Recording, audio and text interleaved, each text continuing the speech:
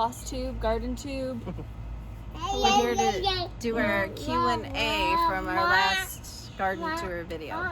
Yes, so we're here. We are not experts. We are amateurs. So we just want to make that clear. We're just going to kind of go through what we do and use in our gardens. Yeah, I guess that's it. And answer questions that you have. We're going to try to move around and kind of show you as it goes. Dinosaur permitting. All right, so Denise wanted to know, how do you keep your petunias full all summer long? Mine look leggy and scraggly by the end of July or August.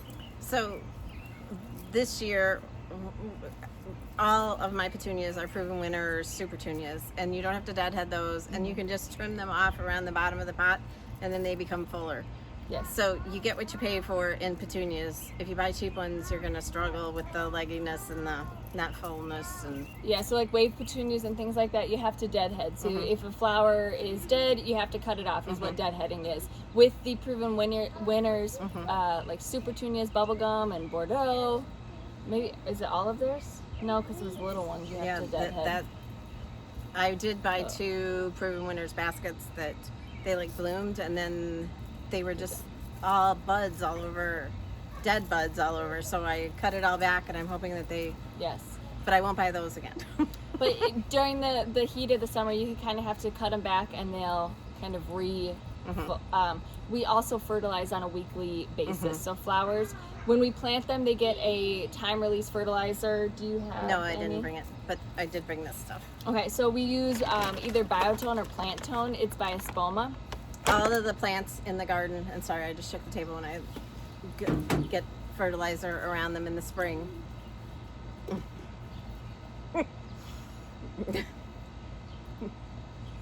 Not sure what's going on back there. All of the plants, when they're planted, they get a slow release fertilizer, so you can use Osmocote or you can use things like this. And then they get a weekly dose of water soluble fertilizer. I use Miracle Grow on my flowers. Yeah, flowers, not on her edibles. And then just trim, like she said. Okay. And after many years of big blue hydrangeas that turned into pink purple heads, which I thought was due to lack of acid, this year it's covered with tiny cream pink flowers. Why? And did you ever have that happen on an old plant? No. Those are usually endless summers, and those have a love-hate relationship. So those need acidic soil. And they just do not do their best. Like, I watch all these garden videos, and the people have these massive bushes, and here mine stayed like this big, and I still have some out in front, and I'm lucky to have 1 flower on each plant, so it's kind of ridiculous to even for me to have them. But I just bought another one Espoma does carry. yesterday. We use Espoma products. Just we watched Laura from Garden Answer, and that's what she uses. So she's tested it out. So that's what we use. They have a fertilizer that is for. I've tried that. Right, the stuff that makes them blue, or you can use the stuff that makes them pink. Yes, so you could try that as well. But she just took out all of her ones like that. I feel with those plants that and she planted another one. She just bought a new one. I just said that. Oh, where were you? I think I was. Do you know what he had? He had a garden grass killer. So you decimated this entire thing. No, it only kills grass. Oh, okay. We probably wouldn't be able to eat this stuff, but. Okay.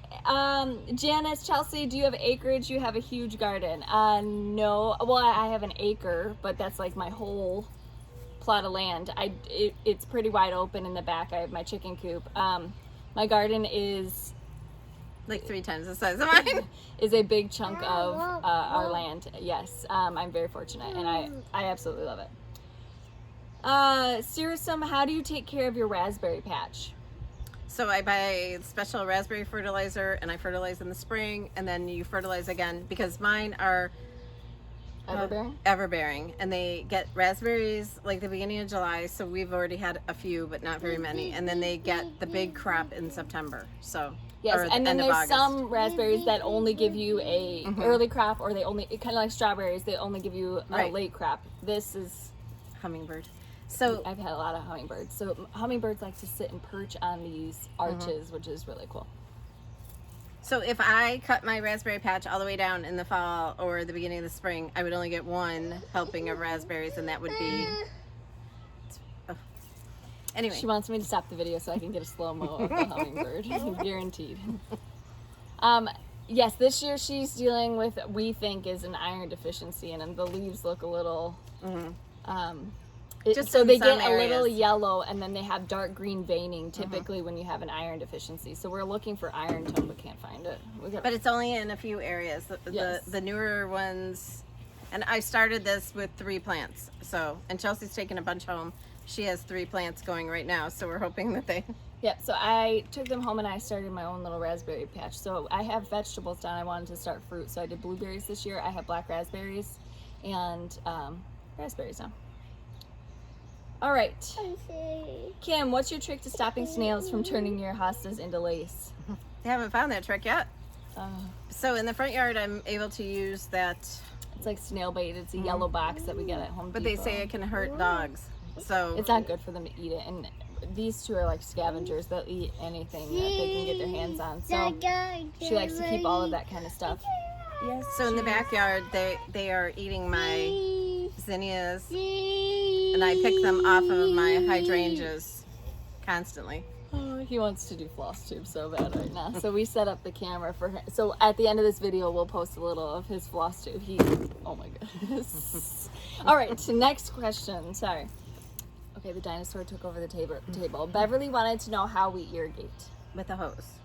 By hand. I haven't ventured off into drip irrigation or anything yet. It would be nice, but I think it's important to also take that time in your garden to assess all your plants and see if any pests or anything are. Right now I have the Japanese beetles.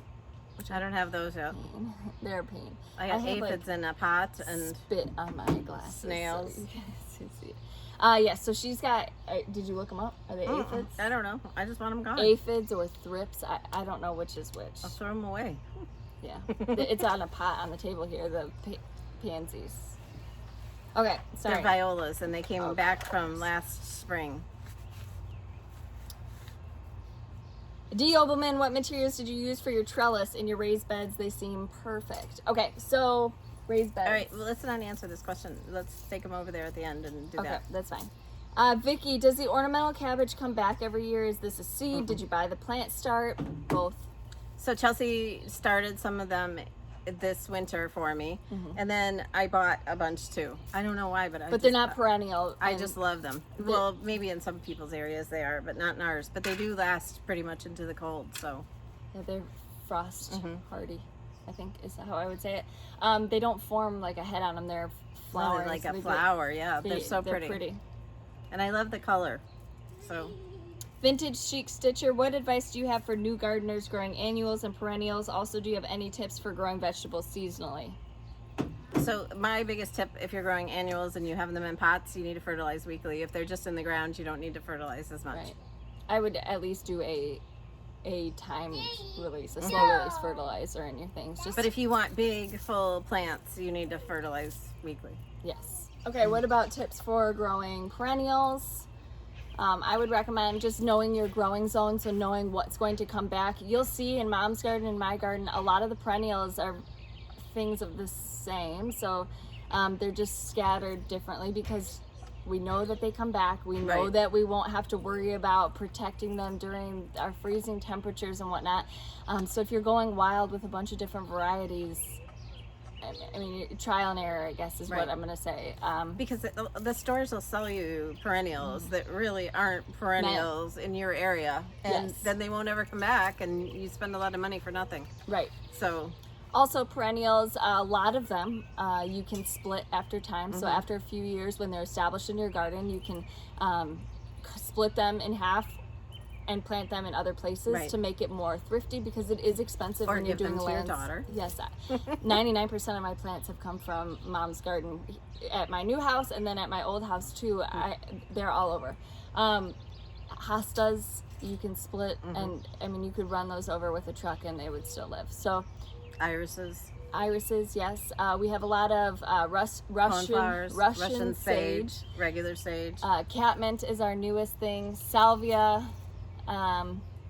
What else do we have?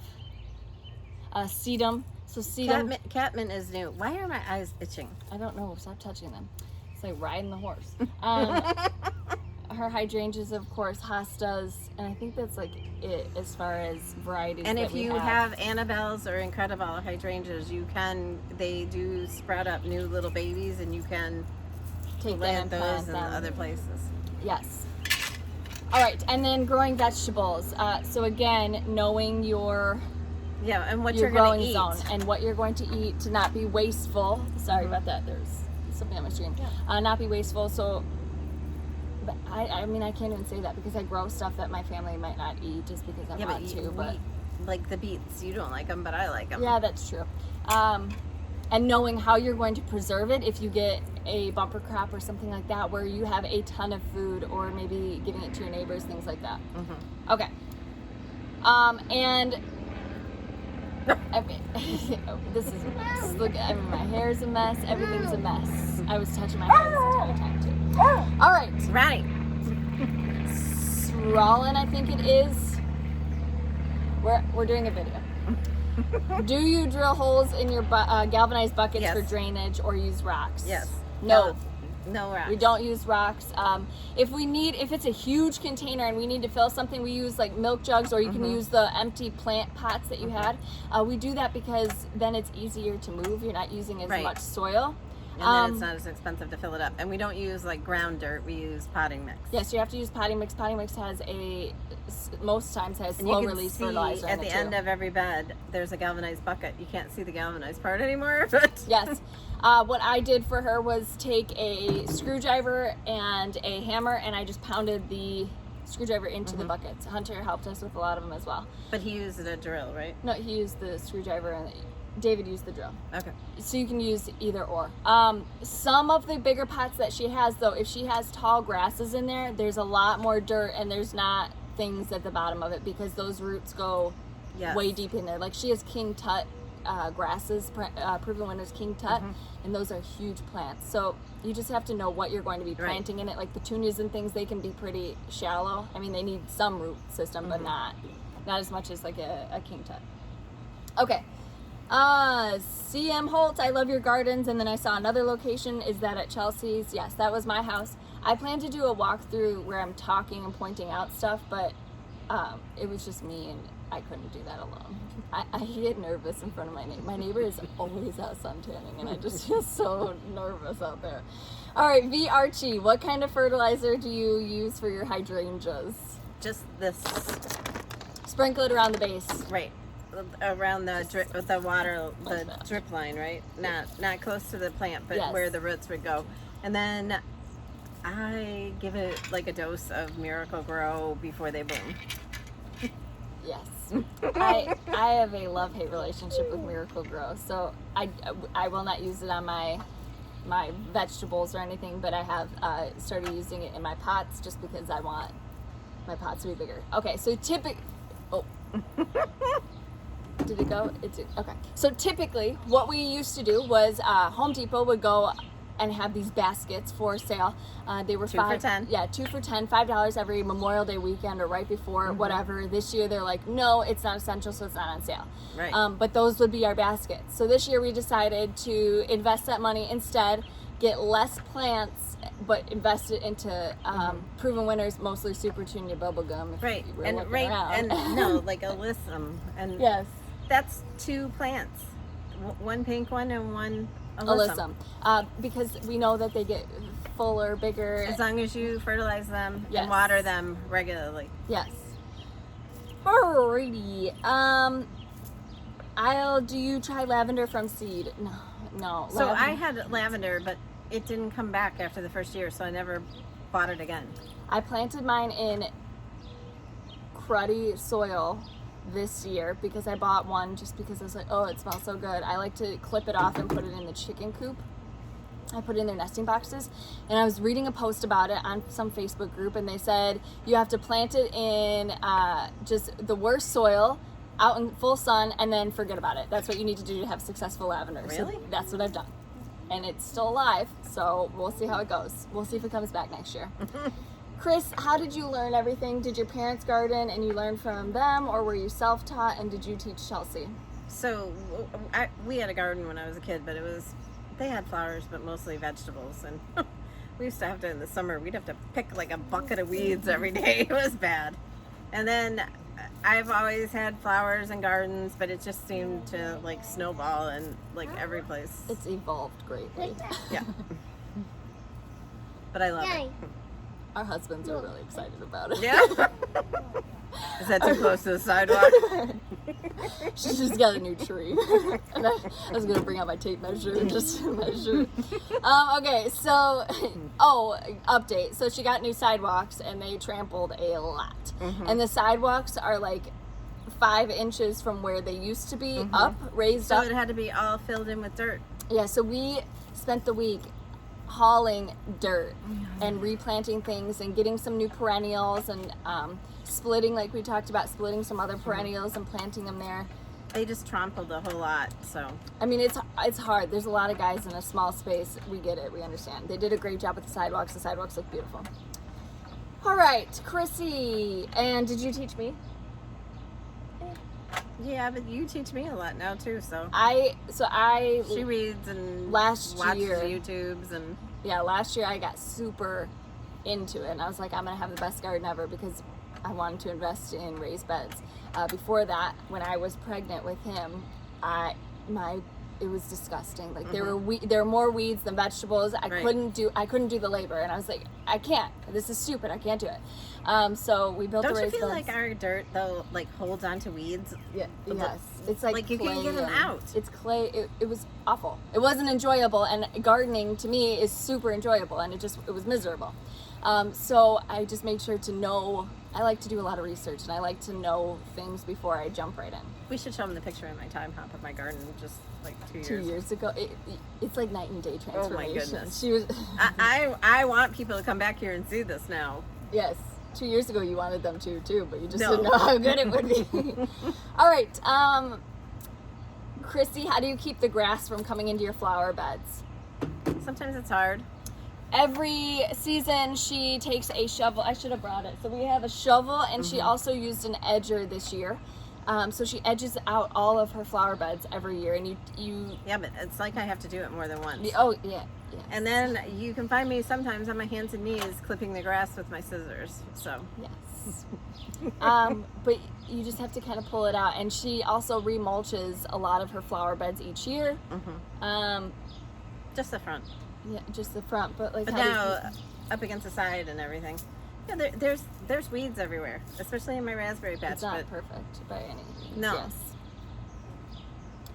I mean, I could spend a week pulling weeds, and I probably wouldn't even get them all. Make a dent. Right. And her raspberry bushes, what do you have? Creeping Charlie? Charlie or some. Oh. Some Creeping Jenny? No, Charlie. It like came under the fence, and it's awful.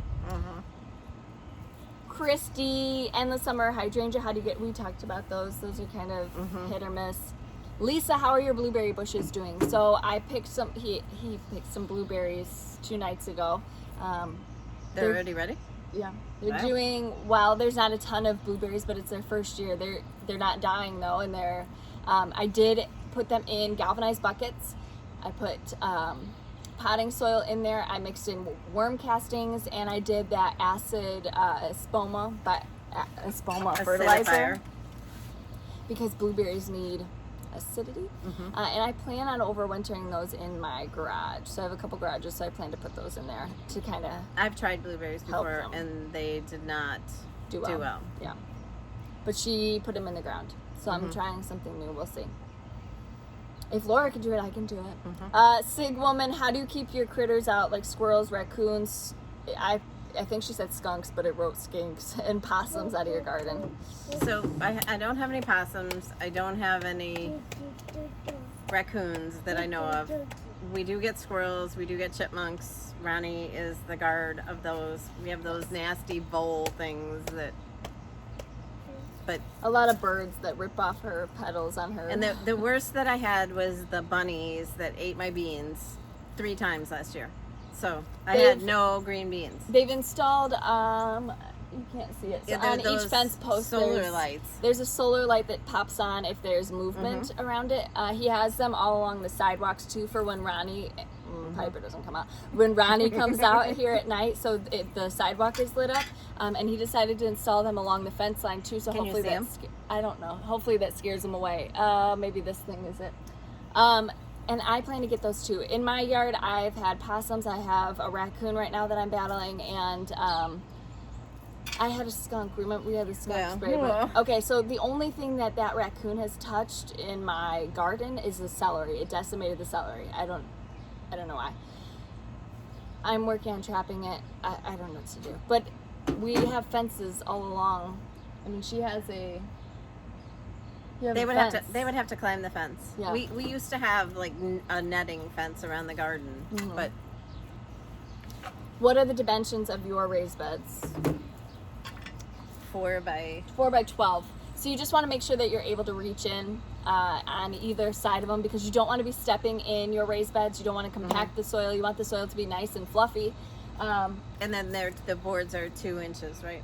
Yes, so they're 2-bys, and it's untreated lumber. You can do your research and make your own decisions. So if you use treated, there are things that can leach into your soil, which leaches into your food products. They say that it's fine to use those, but I didn't want to take the chance, and I would rather take the chance on a rotted board and replace it than yes.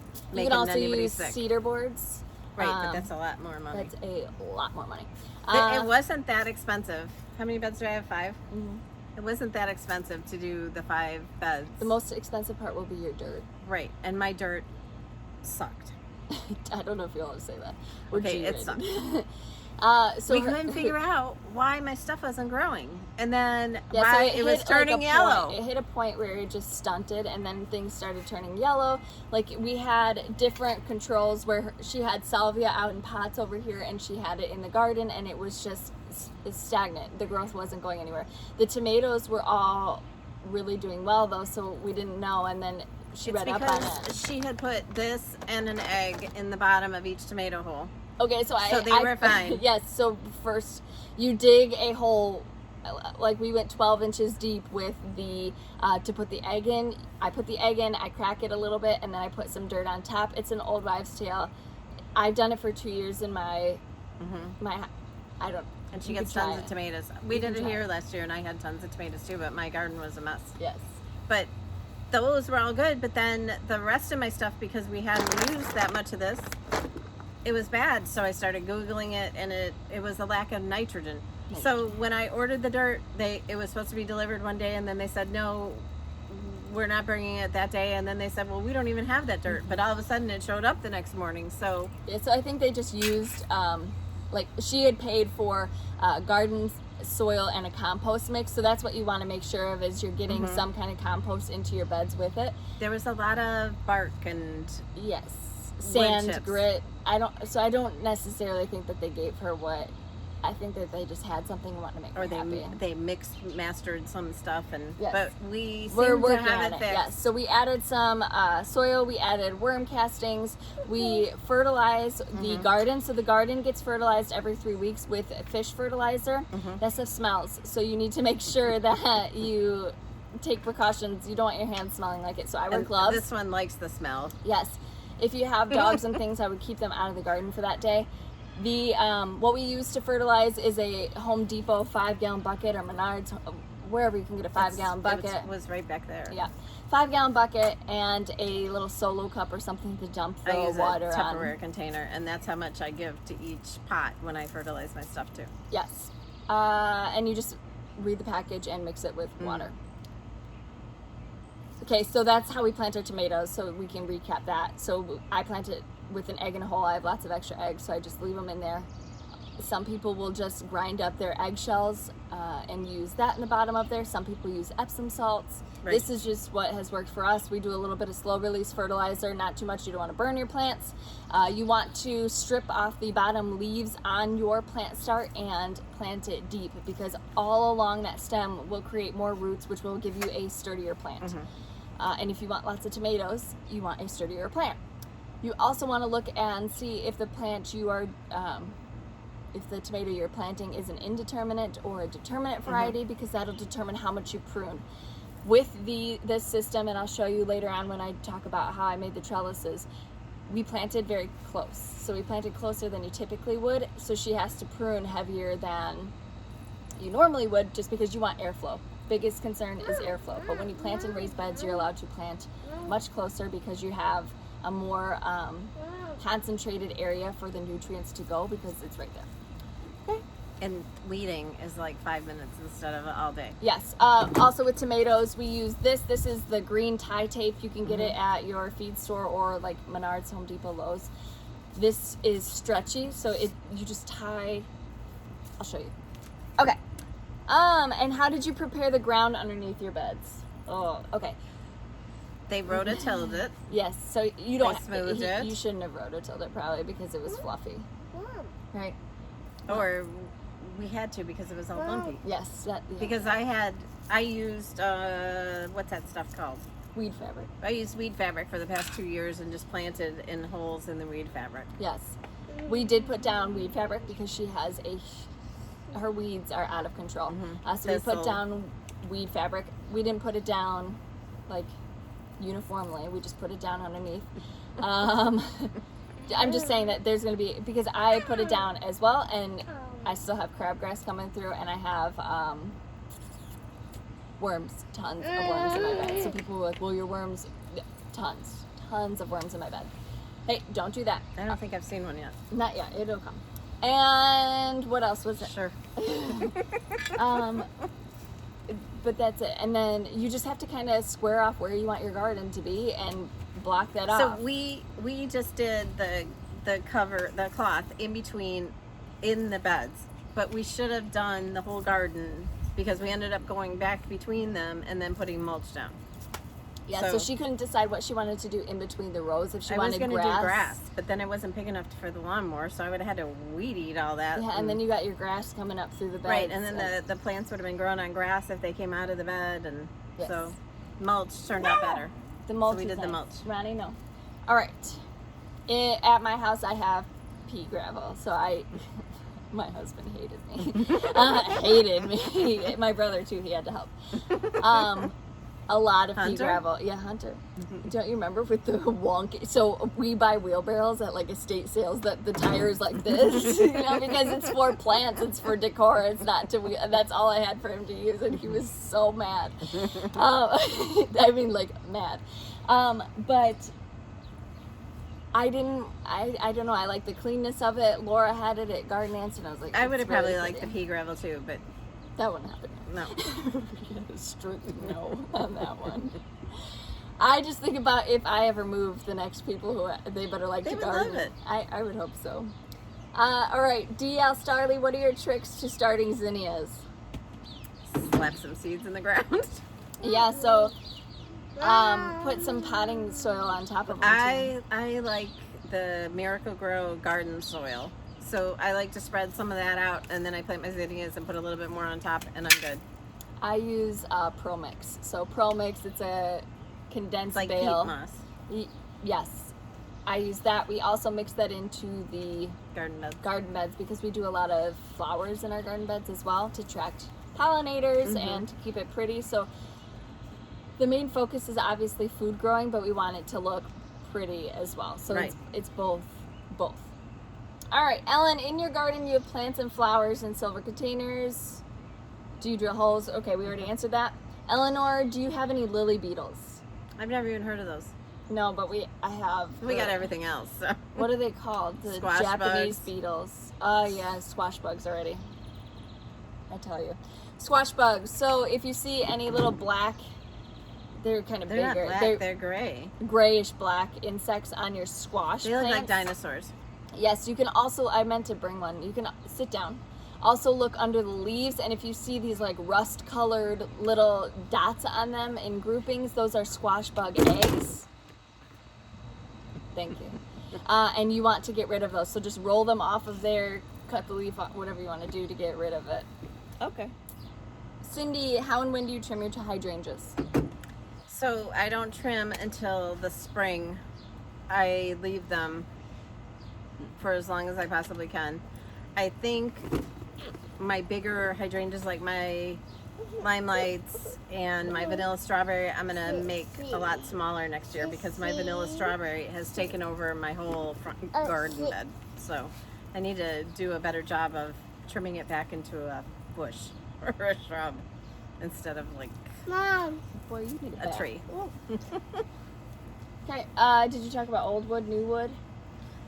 Yeah, well, I'm not an expert on that. I leave those spikes on the endless summer type until the spring, and then like this year I saw maybe 4 leaves on 100 sticks, and then those leaves ended up dying when it got cold one night. So We're no expert. no, I just don't have good luck with those. And when I first got them, I did. They were beautiful. I had flowers all the time, and now I don't.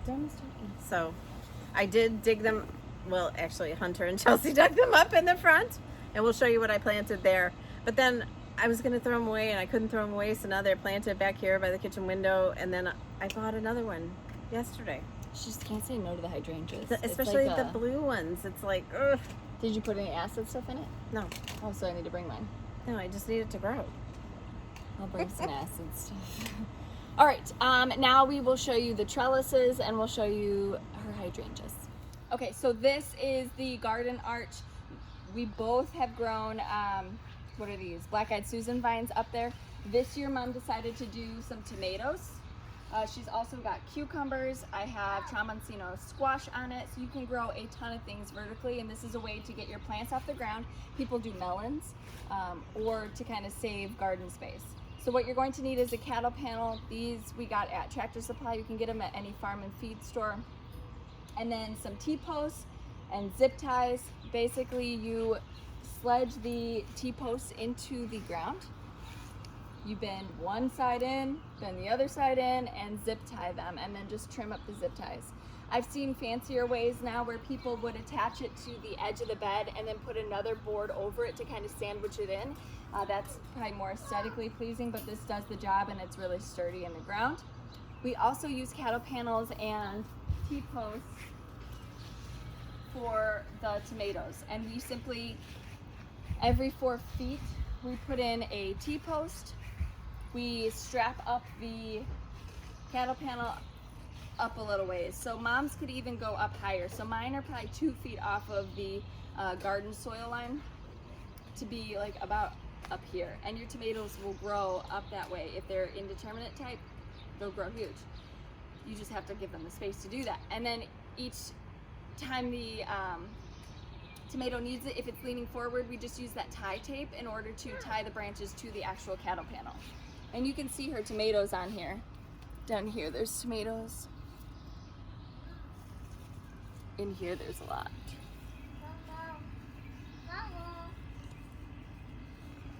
And again, you just have to keep up with trimming. So you have to make sure that none of the foliage. Leaves. None of the leaves are touching the ground, because that's a great way for the disease to spread up amongst your plant. Make sure that a lot of people use mulch. We're not there yet, okay? We're not that professional yet. So if you want to, mulch around your tomatoes, and that'll help keep down disease spread. So in the front where I had the summer hydrangeas, I planted some Incredibles in front of the Annabelle hydrangeas, and then also the Sunbelievable sunflowers that are from Monrovia Plants. These sunflowers get 1,000 blooms on each plant for the season. So they're really pretty, and I'm excited to see. I have 3 of them planted back there, and I'm excited to see how they do. And then I still have some endless summer hydrangeas on the other side over here, but not very many. This is one of my patches of zinnias. I do plant them really thick. And then right next to it is one of the endless summer hydrangeas, a bloom struck, and it's still got the sticks on it that I haven't trimmed all the way off. But there are 2 buds gonna come on there, so. And then the big Petunia planters. We'll show you another garden tour soon though, after it's been a month from our last one. Okay. So thanks so much for asking the questions and Listening to us talk about our gardens for the last 20 minutes. It's like showing you pictures of our kids. Right. And But, this? Yeah, we hope to do a garden tour every month. So I don't remember how many weeks ago we did the last one. It'll be soon. It'll be soon, and hopefully we'll have lots of zinnias that have opened. We'll have some Mine are starting. fruits to bear in our garden. Mm-hmm. And a lot of my hydrangeas, the Annabelles and the Incredibles, are open, so it's really pretty. They will be beautiful. So we thank you so much for spending your time with us. If you have any other questions, you can put them in the comments and I'll answer them as we go, and I can mix them into our normal foster videos. Have a great week. Happy 4th of July. Right, happy 4th of July. We will see Cash's you. birthday, everybody's celebrating. Yes, we will see you next time. Bye. Bye.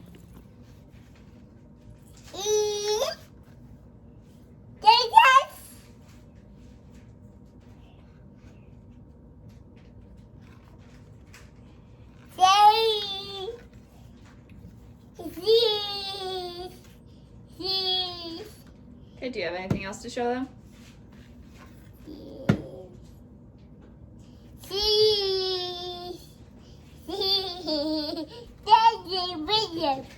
Uh-oh. Uh-oh.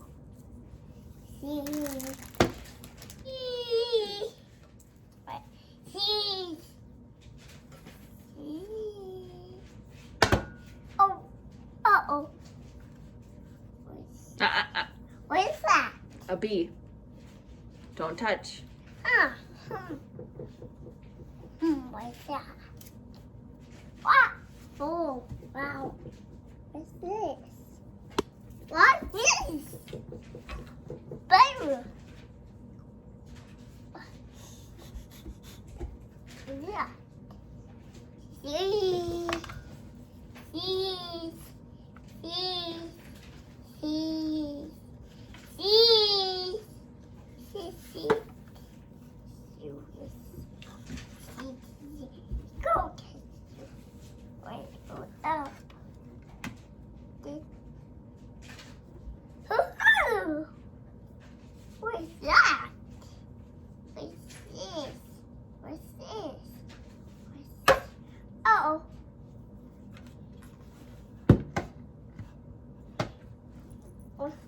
Yay! Oh. Okay, can you tell them bye? Bye. This. Yep, say bye. Bye.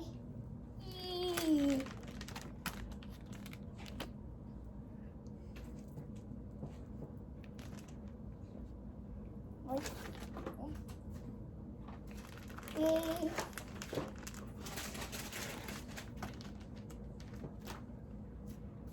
Huh?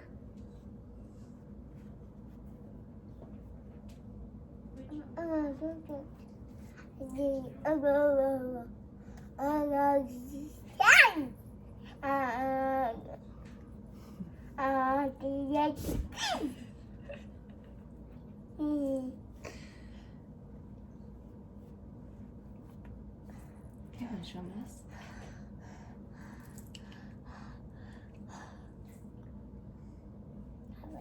Okay, blow them a kiss, say bye. Bye.